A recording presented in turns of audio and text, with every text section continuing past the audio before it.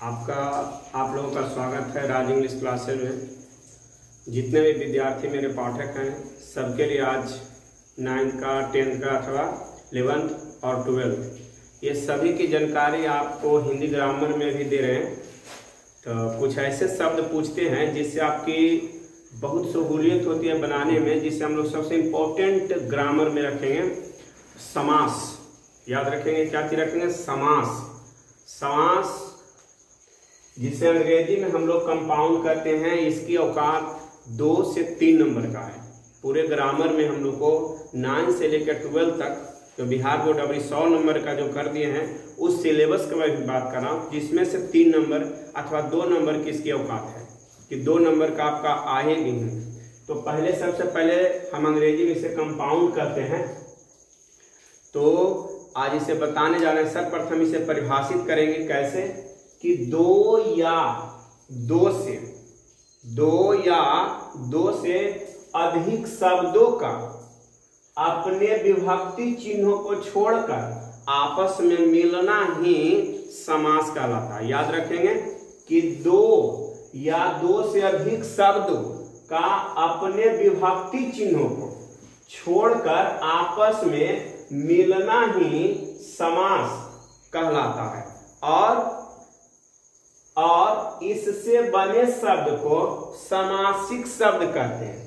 समास से जो 2 या 2 विभक्ति चिन्हों को छोड़ देता है और आपस में मिलकर समास का निर्माण करता है, और इसी समास से बने शब्द को हम लोग समासिक शब्द कहते हैं। याद रखेंगे कौन सा शब्द? समासिक शब्द। आपका तो ये क्या लिख दिए सर? आपका है यहाँ पर इस समास की हर कोई की अपनी महत्वपूर्ण होती है, महत्वपूर्णता अपनी क्वालिटी दिखाती है। उसी क्वालिटी में हम आज बहस करेंगे। समास इसको इसलिए लिख रहे हैं ताकि एक सवाल और आपको अध्ययन कराएंगे जिसमें बताएंगे कि संधि और समास में क्या अंतर होता है। उस प्रॉपर्टी में ये बड़ी काम करेगा आपका। ये देखिए, समास में 2 का योग होता है, अर्थात 2 पदों का योग होता है। 2 पदों का क्या होता है? योग होता है। याद रखेंगे, समास में 2 पदों का योग होता है, या 2 या 2 अधिक पद एक हो जाते हैं। यही तो है ऊपर वाला शब्द कि 2 पद का योग माने जुटता है, और यही दोनों जुटकर कौन हो जाता है? एक हो जाता है। ये प्रॉपर्टी है किसकी? समास का। और बीच के विभक्ति चिन्ह लोप हो जाता है। ये परिभाषा से सब निकाला है और कहीं से निकाला हुआ नहीं है। ये इसकी परिभाषा इस प्रकार से। तो समस्त बने शब्द को समासिक शब्द कहलाता है। देखिए, तो ऊपर का कुल तोड़ा हुआ है, ये पॉइंटेबल शब्द है ताकि संधि और समास में अंतर लिखने में आपकी सहूलियत मिले। तो देखिए, जैसे प्रतिदिन, राजपुत्र, नवयुवक, पंचवटी, पंकज, गौरी शंकर, अनंत इत्यादि भी हो सकते हैं कि आपका ये समास ऐसे प्राय कहीं पर किताबों में आप 6 प्रकार के देखे होंगे, पर हम आपको अध्ययन 7 प्रकार के कराएंगे। ठीक ना? इसीलिए हम यहाँ लिख दिए हैं 7 प्रकार के। बहुत सारे किताबों में 6 प्रकार के, पर आपको हम अध्ययन 7 प्रकार के कराएंगे। तो अव्ययी भाव समास पहला शब्द लिखने जा रहे हैं। तो कौन कौन समास होते हैं सर? 7 प्रकार के। हमारी जानकारी से दूर जा रहे हैं कि क्या उनसे लिखा हुआ तो नहीं दिख रहा है। तो हम बोल रहे हैं पहला होगा अव्ययी भाव समास, दूसरे होंगे आपका तत्पुरुष समास, तीसरा है कर्मधारय समास, और चौथा है द्विगु समास, पांचवा को बोलेंगे बहुव्रीहि समास, छठे को बोलेंगे द्वंद्व समास, और सातवें को बोलेंगे नैंग समास। याद रखेंगे, अपनी कॉपी में दर्ज करेंगे। ठीक ना? तो देखिए कैसे है। तो हम लोग आज पढ़ाने जा रहे हैं अव्ययी भाव समास। ठीक ना? तो पहला समास क्या है जो इसकी जानकारी दे रहे हैं आपको? वैसा समास जिसका पहला पद, वैसा समास जिसका पहला पद अव्यय हो, पहला पद अव्यय हो, और जिससे बना समस्त पद क्रिया विशेषण हो। पहला पद होना चाहिए अव्यय यानी अविकारी वाला शब्द, और उससे बना शब्द क्या होना चाहिए? क्रिया विशेषण हो। उससे हम लोग क्या कहते हैं? अव्ययी भाव समास कहते हैं। याद रखेंगे, उसे क्या कहते हैं? अव्ययी भाव समास कहते हैं। इसका उदाहरण क्या क्या हो सकता है? तो प्रतिदिन, प्रतिदेव। कह रहा वैसा समास जिसका पहला पद अव्यय, यह पहला पद है, ये क्या है, पहला पद है, और उससे बना शब्द क्रिया विशेषण कहलाता है। यह देखिए पूरा क्रिया विशेषण की विशेषता बता रहा प्रतिदेव, याद रखेंगे। उसी प्रकार से यथाशक्ति, उसी प्रकार से यथासंभव, उसी प्रकार से प्रतिमास, आजन्म, ये सभी होंगे अव्यय भाव समास का उदाहरण है। जो पहला पद क्या होना चाहिए, आपका पहला पद अव्यय होना चाहिए और समस्त पद क्रिया विशेषण होना चाहिए। अव्यय भाव समास का परिभाषा है। चलिए आपका तत्पुरुष समास का बहस कर रहे हैं कि तत्पुरुष समास क्या है। वैसा समास जिसका अंतिम या उत्तर, इसमें पहला था, इसमें अंतिम। तत्पुरुष समास में याद रखें, तत्पुरुष समास में पहला पद या उत्तर, अंतिम पद या उत्तर पद प्रधान हो, उसे हम लोग क्या करते हैं, तत्पुरुष समास करते हैं। याद रखेंगे, वैसा समास जिसका उत्तर या अंतिम पद प्रधान हो, उसे हम लोग क्या करते हैं, तत्पुरुष समास करते हैं। जैसे राजपुत्र, ये आपको कभी कभी ऐसे पूछता भी है, बिहार बोर्ड में कैसे पूछता है वह भी बताएंगे, पर यहाँ आपको पूछ लेगा कि राजपुत्र का विग्रह करे तो राजा का पुत्र। ये देखिए, दान करने में जो वीर, पथ से जो भ्रष्ट, आपका राजा का जो वंश कुल कहते हैं, और विद्या जिसके पास सागर के जैसा, उसे कहते हैं विद्या सागर इत्यादि होगा आपका तत्पुरुष समास। याद रखेंगे, तत्पुरुष समास अभी आपके लिए इतना ही है, पर आगे आपको हो सकता है आप जनरल की तैयारी कर रहे हैं तो उस परिस्थिति में तत्पुरुष समास के 7 भेद होते हैं और सबका अपना अपना अलग अलग पहचान है, पर सबको रखेंगे 7 प्रकार के ही, ठीक है। फिर आते हैं कर्मधारय समास, वैसा समास जिसमें विशेषण तथा विशेष का उपमान दिया जाता है। याद रखें कर्मधारय समास कि वैसा समास जिसमें विशेषण तथा विशेष का उपमा या उपमान दिया जाता हो, उसे हम लोग क्या कहते हैं, कर्मधारय समास कहते हैं। जैसे शैलोन्नत, माने जिसका उत्पन्न शैल से हो, अर्थात पत्थर से हो, ठीक ना। आम्र वृक्ष, आम का जो वृक्ष, यही कहलाता है आम्र वृक्ष। विग्रह करने के लिए पूछेगा कि आम वृक्ष को विग्रह करें तो कैसे करेंगे, आम है जो वृक्ष, आम का है जो वृक्ष, इसे करेंगे विग्रह। नव युवक, नया है जो युवक, नया है जो युवक, इस प्रकार से। महान है जिसकी आत्मा, महात्मा। श्याम सुंदर, इसमें कहा जाता है कि जिसकी रंग श्याम है, उससे हम लोग मानते हैं श्याम सुंदर, ऐसे सबसे अच्छा वो रंग कहा गया है इनका, आपका कृष्ण जी का, उन्हीं का ये रंग है लिखा हुआ।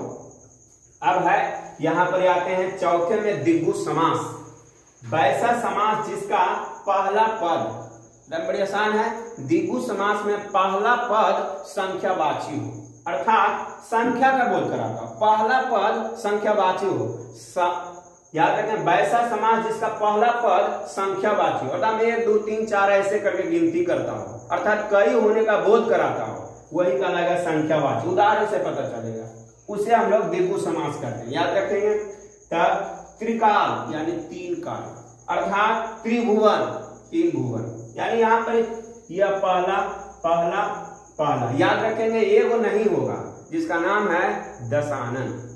याद रखेंगे, दशानन, 10 जिसका मुख हो, ये हम लोग द्विगु समास नहीं कहेंगे, बल्कि वो बहुव्रीहि समास कहलाएगा। याद रखेंगे, नोटेबल पॉइंट है, सबसे ज्यादा सवाल आने वाला पूछ ले रहेगा, दशानन कौन समास, यानी कि हम लोग कस के रट लिए हैं कि द्विगु समास, वैसा समास जिसका पहला पद संख्यावाची हो, द्विगु समास, 10 माने दशानन, गलत हो जाएगा। दशानन 10 मुख वाला एक ही व्यक्ति है, जिसका रावण अर्थात बहुव्रीहि समास होने का द्योतक है। अब इसकी शेष भाग और 4 पढ़ा चुके हैं, 3 और अभी पढ़ा रहे हैं। चलिए, आप लोग को 4 की पहले जानकारी दे चुके हैं। अभी 5वें में आपके आती है बहुव्रीहि समास, सबसे इंपॉर्टेंट सवाल इसी से आता है, सबसे ज्यादा सवाल। बहुव्रीहि समास की वैसा समास जिसमें कोई भी पद न प्रधान नहीं होता है। किसी किसी में तो आप पढ़ रहे थे प्रधान होता है, पर बहुव्रीहि समास में कोई भी पद प्रधान नहीं होता है। अपितु उसकी प्रधानता बाहर से दिखाता हो। याद रखेंगे, वैसा समास जिसमें कोई भी पद प्रधान ना हो बल्कि प्रधानता अपितु कोई बाहर से दिखाता हो, उससे हम लोग क्या कहते हैं, बहुव्रीहि समास कहते हैं। जैसे हो गया आपका पंकज, इसको विग्रह करने के लिए पूछता है कि पंकज का विग्रह करें, तो जिसका जन्म कीचड़ में, पंक मतलब कीचड़ होता है, जिसका जन्म कीचड़ में वो कहलाता है पंकज अर्थात कमल। दशानन, जिसका 10 मुख हो, हमने भी बताया था कि आप लोग इसे द्विगु समास के अंतर्गत नहीं रखेंगे, यही एक जो 10 मुख वाला एक ही व्यक्ति है ही था जिसका नाम रावण है, इसीलिए इसकी प्रधानता एक अलग है, इसीलिए हम लोग रखते हैं किसके अंतर्गत, बहुव्रीहि समास के अंतर्गत रखते हैं कि जिसका 10 मुख हो, आनंद में मुख होता है। नीलकंठ अर्थात इसे रावण कहा गया है, नीलकंठ जिसका नीला कंठ हो अर्थात शंकर। लंबोदर जिसका लंबा उदर हो अर्थात गणेश। वीणा पानी अर्थात सरस्वती जी को कहा गया, इसीलिए इतने शब्द बहुव्रीहि समास कहलाएंगे। और छाटने के लिए भी आता है, आपको बिहार बोर्ड में कैसे सवाल आता है यह भी आपको जरूर जानकारी देंगे। देखिए क्या है, अब आ गया द्वंद्व समास, कि वैसा समास जिसमें दोनों पद प्रधान हो। याद रखेंगे, वैसा समास जिसका दोनों पद प्रधान हो उसे हम लोग द्वंद्व समास कहते हैं। जिसे राम सीता, विग्रह करने के लिए पूछा है तो कैसे लिखेंगे, तो सीता और राम। एक और नोटेबल चीज याद रखना, द्वंद्व समास में बीच में हाइफन होते हैं, कहीं दो होगा जिसमें हाइफन का प्रयोग नहीं होगा, ठीक ना। तो आप यहाँ पर सीताराम मारपीट, तो मार और पीट, गौरी शंकर, गौरी और शंकर, ये विग्रह करने के लिए बोल रहे हैं।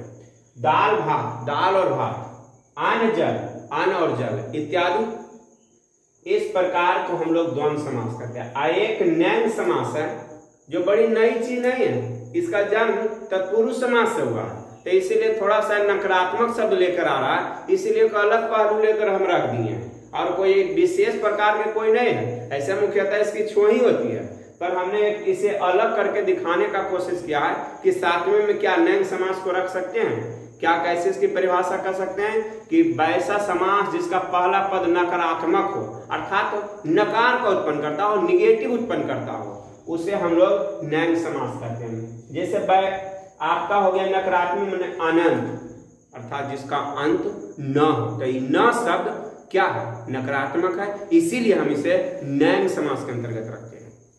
ऐसे ही है नैन समास उदाहरण में आएगा तत्पुरुष समास का उदाहरण है, याद रखेंगे, नोटेबल पॉइंट है। और आपका अभाव जिसका भाव नहीं हो, अनिष्ट जिसका निष्ठ नहीं हो, अमर जो मरा नहीं हो, अकर्म जो कर्म नहीं किया हो, ये आपका कहलाएगा नैन समास, ये इत्यादि इसी प्रकार से बहुत सारे हैं। तो हम याद रखेंगे, बिहार बोर्ड के लिए जिसके लिए पढ़ रहे थे उसका जिसका इंतजार था वो घड़ी आ गई है कि कैसे, तो आप लोग का सवाल हम बताने जा रहे हैं किस प्रकार से आपका सवाल आता है, एक बार जानकारी ले लेते हैं। तो दशानन कौन समास है, द्विगु समास है, व्ययभाव समास है, बहुव्रीहि समास है, नैन समास, बिहार बोर्ड में ऐसा ही आएगा, ठीक है। तो कैसे बहुव्रीहि समास, इसीलिए हमने उदाहरण दिया है। अभी कहें दशानन, तो दशानन कौन समास है, देखो तो बहुव्रीहि समास है, इसलिए किसके अंतर्गत, तो आप लोग इसे याद रखिएगा तब बनाइएगा, ऐसा ही याद नहीं आप अपने से बन जाएंगे, कौन राम 13 14 करके बना देंगे, ऐसा नहीं बनाना, आपको याद रखना होगा किस प्रकार से। तो हम लोग याद रखिएगा इसका पूरा। अगर आपको वीडियो अच्छी लगती है तो इसे सब्सक्राइब, लाइक करें और शेयर भी करें, ताकि आप अपनी फ्री में कोई पढ़ाई नहीं हो रही, और अपना याद रखें कि अगर पहला वीडियो सर अभी अपलोड किए हैं तो बेल आइकन दबाना नहीं भूलेंगे, ये आपकी गुरु दक्षिणा के रूप में रहेगा। इन्हीं की आपसे इसके लिए कुछ अलग विशेष टाइप का पैसा ले रहे हैं, कुछ नहीं, सिर्फ आपका अंगूठा है, हमारी एक पहचान है। बस आप जितना हमें सपोर्ट करेंगे हम उतने अच्छे आपके सामने उभर कर आएंगे। इतना ही के लिए चाहते हैं कि आपका भी दिन अच्छा हो। चलिए फिलहाल इतना ही।